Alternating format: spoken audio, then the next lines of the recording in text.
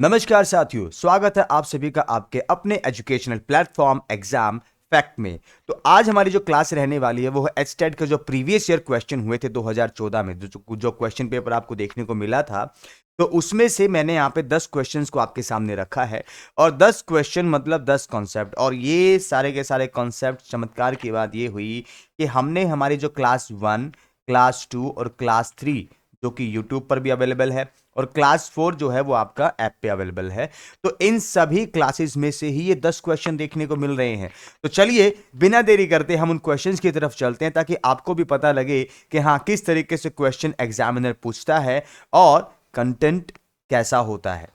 सबसे पहले कहते हैं भारत में लेखांकन प्रमापों के सामयिक पुनरीक्षण के लिए कौन रिस्पॉन्सिबल है, कौन उत्तरदायी है। अब ये बात करते हैं सामयिक पुनरीक्षण क्या होता है, इस चीज को समझ लीजिए। यहाँ पे मैं इसको इंग्लिश मीडियम भी कन्वर्ट कर सकता था, लेकिन क्योंकि बहुत सारे बच्चों की डिमांड ऐसी होती है कि सर प्लीज हिंदी में कंटेंट को अवेलेबल कराएं। अगर किसी को मीडियम को लेकर कोई प्रॉब्लम है तो कमेंट करें ताकि हम इसको इंग्लिश में भी कन्वर्ट कर पाएं, क्योंकि मोस्टली जो स्टूडेंट्स हैं वो हिंदी मीडियम के ही देखने को मिल रहे हैं। तो उसके लिए हम यहाँ पे थोड़ा सा हिंदी मीडियम को ज़्यादा प्रेफर कर रहे हैं कि अगर आपको लगता है, क्योंकि पहले जितने भी क्लासेस हमारी होती थी वो मोस्टली इंग्लिश मीडियम यहाँ पे लिखा होता था, इंग्लिश मीडियम इस्तेमाल करते थे, तो बच्चों की प्रॉब्लम थी, वो बार बार शिकायत करते रहते थे कि सर क्या हिंदी में नहीं है, हिंदी में नहीं है, हिंदी में नहीं है। मैं सिर्फ दिखाना चाहता हूँ कि हिंदी इतनी आसान नहीं होती भाई। जब पेपर में बैठते हो ना तो वहाँ पे इंग्लिश ही आपको ज़्यादा इजी लैंग्वेज लगती है, क्योंकि हिंदी में बहुत टफ वर्ड्स कई बार इस्तेमाल कर लिए जाते हैं एग्जामिनर के द्वारा। तो यहाँ पे कहते हैं सामयिक पुनरीक्षण, इसका मतलब क्या होता है? तो सिंपल सी बात है भाई, यहां पर वो कहना चाह रहा है कि समय समय पर, ठीक है, समय समय पर जो भी आपके अकाउंटिंग स्टैंडर्ड्स इशू करे गए हैं उनमें किसी चेंज की आवश्यकता है कि नहीं, और अगर है तो उसको चेंज करना है तो किस तरीके से करेंगे, इस सब के लिए कौन रिस्पॉन्सिबल है। तो यहां पर वो कह रहा है कि ICWAI, क्या ये रिस्पॉन्सिबल है? यहां पर ICAS ये रिस्पॉन्सिबल है, या फिर हमारे पास कहता है ASB ये रिस्पॉन्सिबल है, या ISI? तो देखिए ये तो है नहीं, ये तो आपको पता ही है क्या है। हमारे पास जो इलेक्ट्रॉनिक गुड्स होती है तो उनको स्टैंडर्डाइजेशन का काम करता है। ICAI ये तो भाई जो कॉस्ट अकाउंटेंट होते हैं तो वो इसी ऑर्गेनाइजेशन के एग्जाम को क्रैक करने के बाद होते हैं। फिर यहाँ पे कहता है कि भी हमारे पास ICAS, तो यहाँ पे इंस्टीट्यूट ऑफ चार्टर्ड अकाउंटेंट्स, और जो कहा जाए हमारे पास कंपनी सेक्रेटरी की बात करते हैं तो वो सब आ जाता है। और फिर यहां पे बात करता है ASB, तो ASB इसका सही जवाब है, यानी कि ASB यानी कि accounting standard board, accounting standard board. भाई ये अकाउंटिंग स्टैंडर्ड बोर्ड है, ये हमारे पास इसमें आता है। हालांकि हमने अपनी 1 2 3 4 4 क्लासेस के अंदर इसको इंट्रोड्यूस नहीं करा, क्योंकि अभी हमने IFRS के रिगार्डिंग, ठीक है, और हमारे के भी INDAS अभी तक उनकी क्लासेस हम प्लेटफॉर्म पे लेके नहीं आए हैं, तो वो भी जल्द आपको देखने को मिलेंगी, मे बी शाम तक आ जाए। तो इन सभी की बात यहां पे कर रहे हैं कि भी इसमें हम इस टॉपिक को कवर करने वाले थे। तो ये क्वेश्चन कह सकते हैं कि हमारी पहली 4 क्लासेस में अवेलेबल नहीं है, लेकिन लेकिन लेकिन एक ओवरव्यू तो आपको मिल चुका, क्योंकि वहां पर हमने है ना अकाउंटिंग की हिस्ट्री को और अकाउंटिंग स्टैंडर्ड का जो टॉपिक था वहां पे हमने इनके बारे में आपको जरूर बताया है, जिससे आपको एक आइडिया मिल जाएगा कि भी हाँ आप यहाँ पे रफ आइडिया भी लगा सकते हो। ठीक है, अब यहाँ पे बात करते हैं अगला क्वेश्चन। क्योंकि हम लोगों ने हिस्ट्री की बात करी थी जब भी स्टार्टिंग करी थी अपनी पहली क्लास की, जो कि यूट्यूब पे भी अवेलेबल है, तो वहां पे आपको बताया गया था लेखांकन का आरंभ कब माना जाता है। अब यहाँ पे है ना जो 4 डेट दी गई है, 4 जो टाइमिंग दिया हुआ है, इनमें से कोई भी नहीं है। ये आपका HBSC जो आपका एचटेट कराता है, कंडक्ट कराता है, तो उसमें ये क्वेश्चन पूछा गया है साल 2014 में, और यही हम लोगों ने आप लोगों को अपने कंटेंट में जो क्वेश्चन करवा रखा है, तो वो क्या है, भारत में लेखांकन का आरंभ। क्योंकि अगर देखा जाए कि भाई असल में अकाउंटिंग की स्टार्टिंग कब मानी जाती है, तो वो तो तब से है जब से इंसान या सभ्य बन गया है, तब से है। लेकिन अगर एक स्पेसिफिकली कंट्री की बात करी जाए तो वहां पे इसका आंसर जरूर मिल सकता है। वो कह सकता है कि भारत में, तो हमने आपको बताया था कि भारत में जो लेखांकन की शुरुआत है वो 2300 BC से शुरू मानी जाती है। क्योंकि कैसे, देखिए ध्यान से भाई, हमारे पास हमने जो क्लास ली थी मैंने उसी के स्लाइड शो को यहाँ पे आपके सामने रखा है। तो मैंने बताया था कि लगभग लगभग 2300 शताब्दी पूर्व, ठीक है, कौटिल्य के सामने या समय के दौरान, या यूं कहा जाए कि जो हमारे पास चाणक्य जी थे, तो उन्होंने इसको यानी कि अकाउंटिंग को दर्शाया था या बताया था कि किस तरीके से आपने रिकॉर्ड को मेंटेन करना है, किस तरीके से उनको रखना है, वो सब के सब उन्होंने अपनी बुक थी उनकी अर्थशास्त्र, उसके अंदर यहाँ पे सब कुछ मेंशन किया हुआ था। तो यहाँ से सीधा सीधा क्वेश्चन इसने पूछा हुआ है साल 2014 के पेपर के अंदर। नेक्स्ट, तलपट निर्माण में सर्वाधिक प्रयोग लाई जाने वाली विधि। तो हमने यहाँ पे जब अकाउंटिंग प्रोसेस को बताया था तो उधर इसको एक्सप्लेन किया था कि जो तलपट है ना, वो बनाने के लिए 2-3 विधियों का इस्तेमाल किया जाता है। तो सर्वाधिक जो उपयोग में विधि इस्तेमाल करी जाती है वो होती है भी बैलेंस।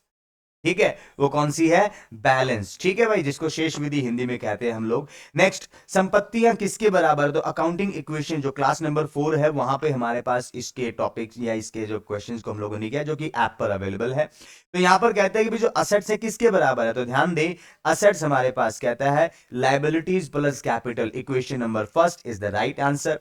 नेक्स्ट क्वेश्चन, वित्तीय लेखांकन पूरा करता है। वित्तीय लेखांकन, देखो वित्तीय लेखांकन क्या है? फाइनेंशियल अकाउंटिंग की बात कर रहा है, यानी कि सिंपल अकाउंटिंग। यार क्या करता है? वो कहता है कि भी खर्चों को लिखता है। बोले ना ना ना, सिर्फ खर्चे नहीं हो सकते। प्लानिंग करता है? नहीं, वो तो मैनेजमेंट का काम है। प्रक्रिया कार्य करता है भी, प्रोसेस तो देखो अपने आप में खुद है, लेकिन किस चीज की प्रक्रिया करेगा तो वो यहाँ पे प्रॉपर तरीके से एक्सप्लेनेशन नहीं है। लेकिन अगर कहा जाए कि भी प्रशासकीय या व्यवस्थापकीय कार्य करता है, या यूं कहा जाए एडमिनिस्ट्रेटिव, एडमिनिस्ट्रेटिव। जी हाँ, क्यों एडमिनिस्ट्रेटिव फंक्शन? इसीलिए क्योंकि इसके अंदर क्या होता है कि जो भी आपकी कागजी कार्रवाई है, ठीक है, जो भी आपके डॉक्यूमेंट्स को यहाँ पे क्रिएट करने वाला काम है, वो सब का सब अकाउंटिंग ही तो कर रहा होता है। आपका बिल बनाना हो, आपका इनवॉइस बनाना हो, भाई आपके वाउचर्स क्रिएट करने हो, जो भी आपका बिजनेस रिलेटेड डॉक्यूमेंट्स क्रिएट हो रहा है वो कहीं ना कहीं अकाउंटिंग से रिलेटेड है। तो यहाँ पर कहता है कि वित्तीय लेखांकन पूरा करता है, कैसा है? बोले प्रशासकीय कार्य को, यानी कि प्रबंधकीय, उसके व्यवस्थापकीय कार्य को। तो option C is the right answer. Next, तलपट के मिलान नहीं होने का अर्थ, यानी कि अगर आपके ट्रायल बैलेंस की डेबिट साइड क्रेडिट साइड के बराबर नहीं है, तब इसकी सिचुएशन में क्या होगा? बहुत सारी गलतियां हुई होंगी आपसे ट्रायल बैलेंस बनाने में या अकाउंट्स बनाने में। 2 गलतियां हुई होंगी, कम से कम 1 गलती हुई होगी, या 3 गलतियां। तो देखो भाई, गलती तो गलती है, बोले जहर तो जहर है, वो एक हो या यूं कहा जाए कि भी थोड़ा लिया जाए या बहुत ज्यादा, तो फर्क नहीं पड़ता उस बात से। तो यहाँ पे वही बात कॉमन सी है कि भी 2 गलतियां अरे गलती तो एक भी होगी तो तब भी मिसमैच कर जाएगा। तो यहाँ पे संख्या से कोई मतलब नहीं है, बस कम से कम 1 गलती हुई हो तभी तो ट्रायल बैलेंस नहीं मिलेगा ना। तो option C is the right answer. उसके बाद लेखांकन सूचनाओं की जो विशेष विश्वसनीयता है उसका क्या मतलब है? तो देखो भाई, जो क्योंकि हमने रिलायबिलिटी ऑफ अकाउंटिंग किया था क्लास नंबर 3 मेरे ख्याल से उसमें था, तो रिलायबिलिटी विश्वसनीयता की बात कर रहा है। तो यहाँ पे कहते हैं देखो, उपयोगकर्ता विश्वास कब करेंगे? जब वो डाटा को सत्यापित कर सके तभी। तो देखो भाई, यूजर्स को डाटा सत्यापित करने के लिए बहुत सारी इंफॉर्मेशन की जरूरत होगी जो कि सामान्य रूप से यूजर के पास नहीं होती। तो ये कहना बिल्कुल पूर्ण रूप से सही नहीं होगा कि वो सत्यापित कर पाए तभी वो विश्वास करेगा, नहीं। फिर यहाँ पे उपयोगकर्ता की या उपयोगकर्ता उनकी तुलना कर सके, कंपैरेटिव कर सके। तो एक लिहाज से आपको लगेगा कि नहीं हो सकता है सर, ऐसी तुलना करेगा तभी तो विश्वास करेगा। तो भाई उसके पास इतना डाटा कहाँ अवेलेबल है? तीसरा, उपयोगकर्ता सूचनाओं पर भरोसा कर सके, यही है इसका सही आंसर। तो सीधे तौर पर कि आपकी जो डाटा की या लेखांकन सूचनाओं की विश्वसनीयता का मेन मकसद या मुख्य अर्थ जो है कि आपकी इंफॉर्मेशन ऐसी होनी चाहिए कि यूजर उस पर सीधे सीधे आंख बंद करके विश्वास कर सके। इसी को तो कहते हैं विश्वसनीयता। अगर वो सत्यापित करेगा तो मतलब वो विश्वास नहीं कर रहा है ना। अगर वो तुलना करेगा तो मतलब वो डाटा को एनालिसिस करना चाह रहा है, यानी कि उसको अप्रोप्रिएट फेथ नहीं है आपके ऊपर या आपके बुक ऑफ अकाउंट्स के ऊपर या आपके अकाउंटिंग इंफॉर्मेशन पर। और तीसरा, उपयोगकर्ताओं को या उपयोगकर्ता सूचनाओं को संप्रेषण कर सके। तो ये तो कम्युनिकेशन वाली सिचुएशन आ गई, तो यहां पे ऐसा कोई सिस्टम नहीं है। तो option 3 is the right answer. यहां पर नेक्स्ट, कैश बुक यानी कि रोकड़ प्राप्ति और भुगतान से संबंधित सारे के सारे जो जर्नल एंट्रीज है या जो भी एंट्रियां हैं वो कहां पे करी जाती हैं? तो देखो भाई, अगर आपने कैश बुक मेंटेन कर रखी है तो वो कैश बुक में ही जाएगा। अब ऑप्शन में 3 नंबर कैश बुक है, तो मैं यहाँ पे कैश बुक को सही आंसर देने वाला हूं। नेक्स्ट, निम्न में से कौन सा कार्य लेखांकन का नहीं है? ध्यान दो, लेखांकन का कार्य नहीं है, उस पॉइंट को लेकर चल रहा है। तो यहाँ पे सबसे पहली बात करता है व्यावसायिक लेन देनों की प्रविष्टि करना। जी हाँ, ये इसका फंक्शन है, ये इसका काम है। कर निर्धारण के लिए सूचनाएं उपलब्ध करवाना, जी हाँ ये भी बिल्कुल सही है। फिर यहाँ पे कहता है वैज्ञानिक निर्णयों के लिए जो निर्णय करता है उसको हेल्प करना। यहां पर ध्यान दे, जो वैज्ञानिक निर्णय की बात कह रहा है ना, वो कहता है मैनेजमेंट को बहुत सारे डिसीजंस लेने होते हैं, वो प्रोडक्ट को लेकर, प्लानिंग को लेकर या पॉलिसीज को लेकर, ठीक है। तो उनके लिए उसको चाहिए क्या, इंफॉर्मेशन। कौन देगा, अकाउंटिंग ही देगा सर, तो ये भी उसका काम है। लेकिन प्रबंध के साथ कोऑर्डिनेशन या समन्वय करना ये इसका फंक्शन नहीं है, ये उसका कार्य नहीं है। तो यहां पर option 3 is the right answer.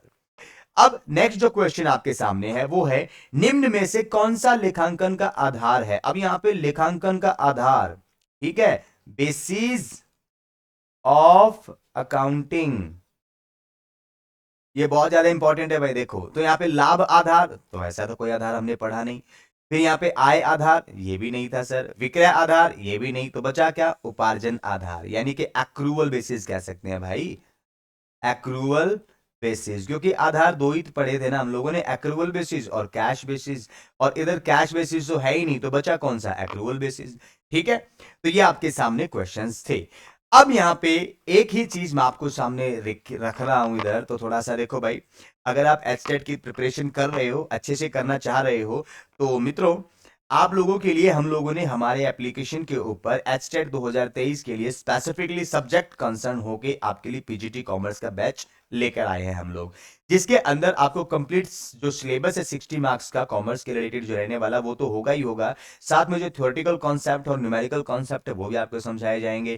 Class के नोट्स पीडीएफ फॉर्म में आपको फ्री ऑफ कॉस्ट, हालांकि जब आप एप्लीकेशन के अंदर आओगे और अपना कोर्स परचेज करोगे तो आप हर एक क्लास की जो नोट्स हैं वो आपको प्रोवाइड करे जाएंगे। साथ में आपकी जो एमसीक्यू क्लासेज और प्रीवियस ईयर जो क्वेश्चन क्लासेज है ना, वो भी आपको देखने को मिलेंगी। और अगर मान लीजिए आपका कोई डाउट होता है किसी भी पॉइंट को लेकर, या किसी कोई क्वेरी आपकी पर्सनली होती है, तो उसको भी हम लोग लाइव आकर लाइव सेशन में आप लोगों से डिस्कस करेंगे। तो ये बड़ी ही ध्यान देने वाली बात है, ठीक है। क्लासेस ऑन एयर है, लगातार चल रही हैं, तो बिना देरी करते, क्योंकि टाइम बहुत कम बचा है। अभी दिसंबर में उन्होंने कहा कि दिसंबर के जो फर्स्ट वीक है, दिसंबर की फर्स्ट वीक यानी कि 2 से 3 तारीख को, मेरे ख्याल से एचबीएससी के जो यूं कहा जाए कि भी डायरेक्टर थे, उन्होंने भी इंटरव्यू दे दिया है इसके रिगार्डिंग। तो टाइम बहुत कम है। आज जब मैं ये लेक्चर रिकॉर्ड कर रहा हूं, तो आज की जो डेट है वो मेरे पास है भाई यहाँ पे 15 अक्टूबर। अब 15 अक्टूबर के बाद अंदाजा लगा लीजिए आपके पास सिर्फ और सिर्फ 45 डेज ही बचे हैं।